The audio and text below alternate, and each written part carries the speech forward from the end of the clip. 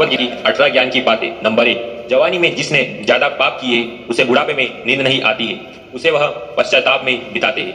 Number 2, भगवान ने जिसे संपत्ति दी है उसे गाय रखकर सेवा करनी चाहिए, इससे भगवान प्रसन्न होते हैं। नंबर 3, जुआ, मदिरा, पान, पर स्त्री, गमन, हिंसा, असत्य, मद, आसक्ति और निर्दयता, इन सब में कलयुग का वास है, इसलिए इसका और एक नाम है घोर कलयुग। नंबर 4, अधिकारी शिष्य को यानी जो ज्ञान प्राप्त करने में परिश्रम करते हैं उसे सदगुरु, अच्छा गुरु अवश्य मिलता है।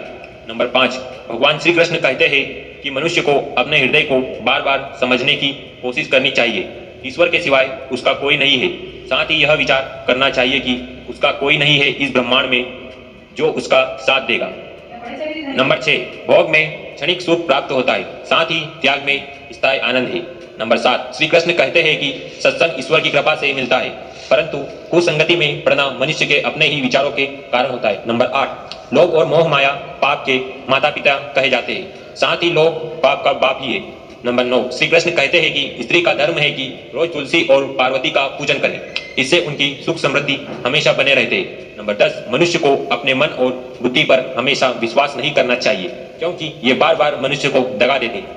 खुद को निर्दोष मानना बहुत बड़ा गुनाह साबित होता है। नंबर 11, पति पत्नी पवित्र रिश्ता बनाए रखने से भगवान पुत्र के रूप में उनके घर आने की इच्छा रखते हैं। नंबर 12, भगवान इन सभी कसौटियों पर कसकर जांच परख कर ही मनुष्य को अपनाते हैं, इसलिए मन में गलत विचार नहीं रखना चाहिए, सदैव आप किसी के साथ प्रेम भाव से रहना चाहिए। नंबर 13, सुख एवं आनंद मनुष्य के भीतर ही निवास करते हैं, परंतु मनुष्य उसे स्त्री में, घर में और भारी सुख प्राप्ति के लिए ढूंढ रहा है। नंबर 14, श्री कृष्ण कहते हैं कि भगवान उपासना केवल शरीर से ही नहीं बल्कि मन से भी करना चाहिए, ईश्वर का बंधन उन्हें प्रेम बंधन में बांधता है। नंबर 15, मनुष्य की वासना ही उसके पुनर्जन्म का कारण होती है।